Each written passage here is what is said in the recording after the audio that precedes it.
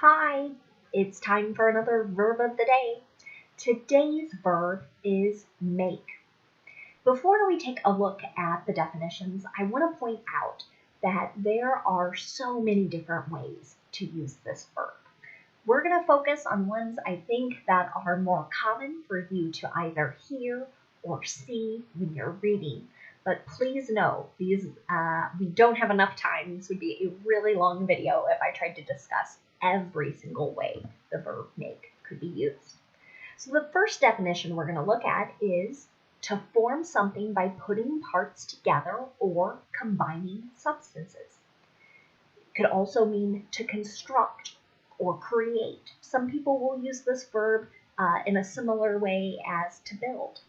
So connected to this particular definition, you might hear people talk about making dinner. Right? They're combining substances to form a meal. Other people will talk about making a fire in their fireplace.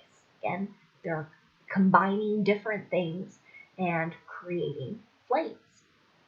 A second way you might hear the verb make used is to mean to cause something to exist or come about.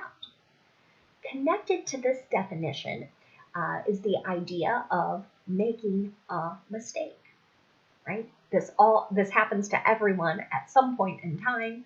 We say something or do something that is an error, and we are causing this mistake to exist. A third way you might hear the verb make used is to mean to force someone to do something. With this particular definition, I think of little children as they're kind of figuring out boundaries. And if they do something they're not supposed to, they might say, well, my brother or my sister made me do it, and try and blame others. A fourth way you might hear the verb make used is to mean to gain or earn money. You might hear people talking about making a lot of money or not making a lot of money. You should know that make is an irregular verb.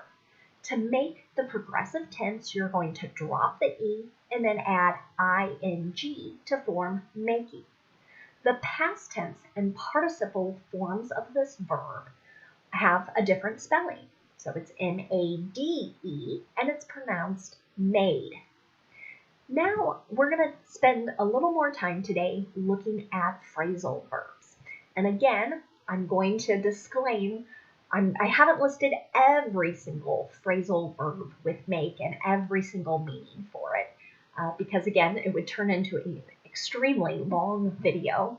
And I think these are already long enough as they are. I appreciate that you're watching. But let's focus on a handful of phrasal verbs with make.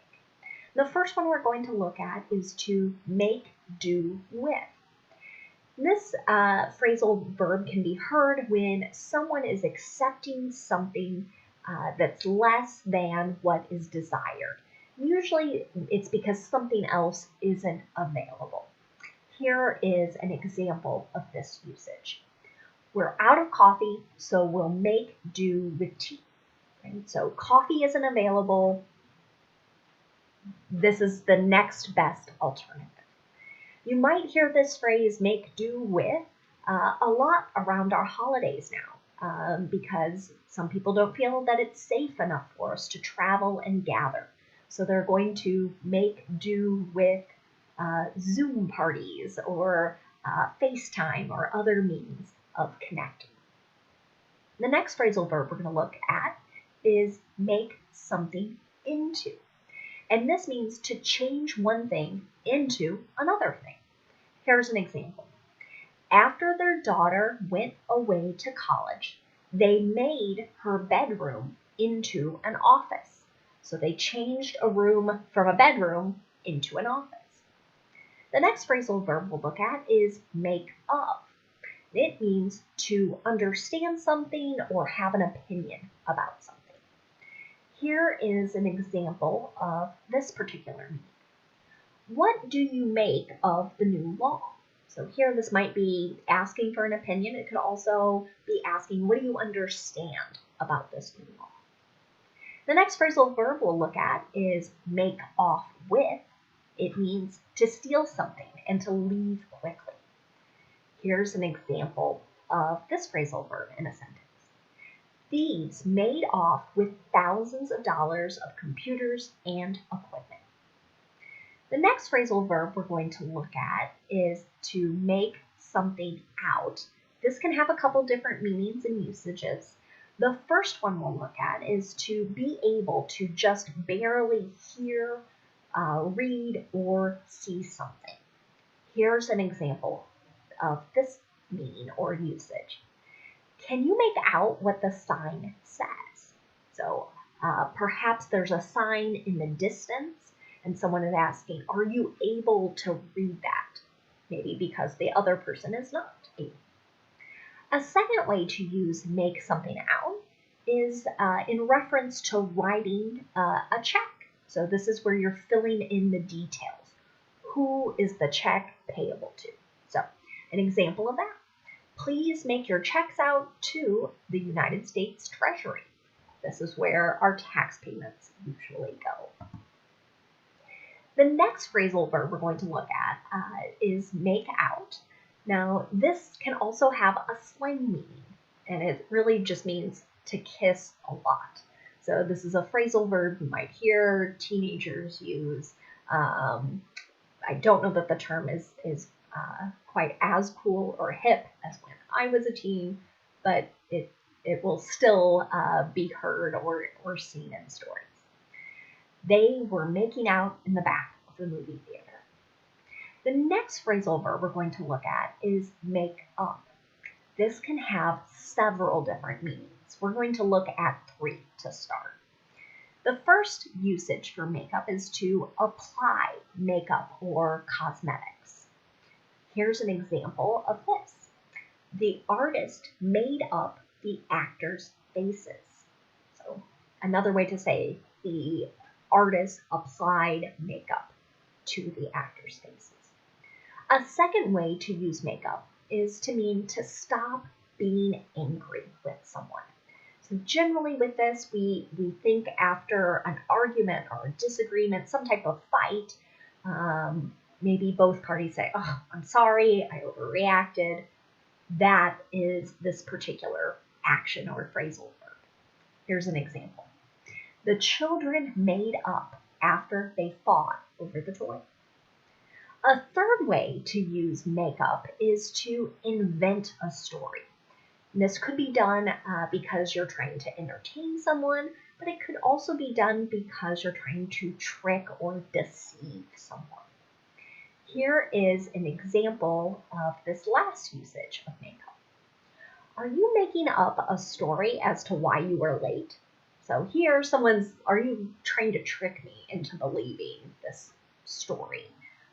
So I'm not angry that you're late. The last 2 phrasal verbs we're going to look at together because their meanings are a bit similar.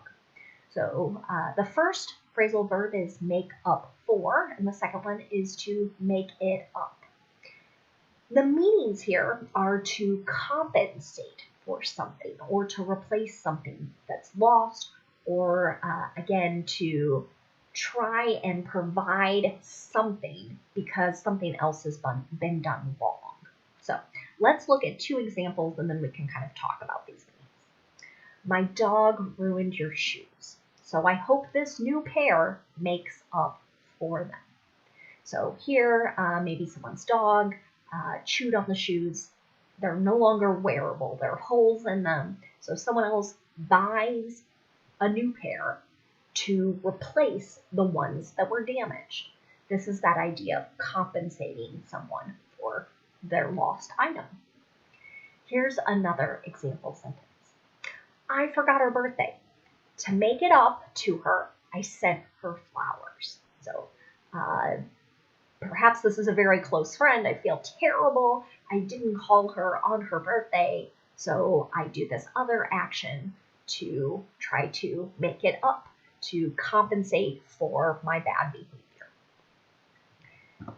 Now, let's take a look at some words and phrases that are related to our verb of the day, make. The first is just the noun form of this word. So same spelling, same pronunciation. If you hear the noun form make, it's generally going to mean the manufacturer or trade name of a particular product. Here's an example of how we might hear this noun used. Someone might ask you the question, what's the make and model of your car? So make could be something like Honda, Toyota, GM, right? And then model would be kind of their different variations. Another related word is the noun maker. This is a person or thing that makes or produces something. So many times you're going to see this word maker joined to make a compound word. And I'm going to use a compound word in my example. Filmmakers are finding new ways to make movies during the pandemic.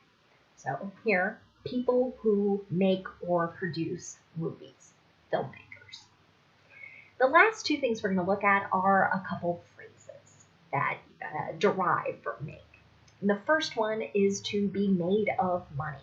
This is just another way, kind of a slang or informal way to say that somebody is rich. Many times, though, you're going to hear it used in a negative way, and that's what you'll see here in the example. You are getting one present. We're not made of money.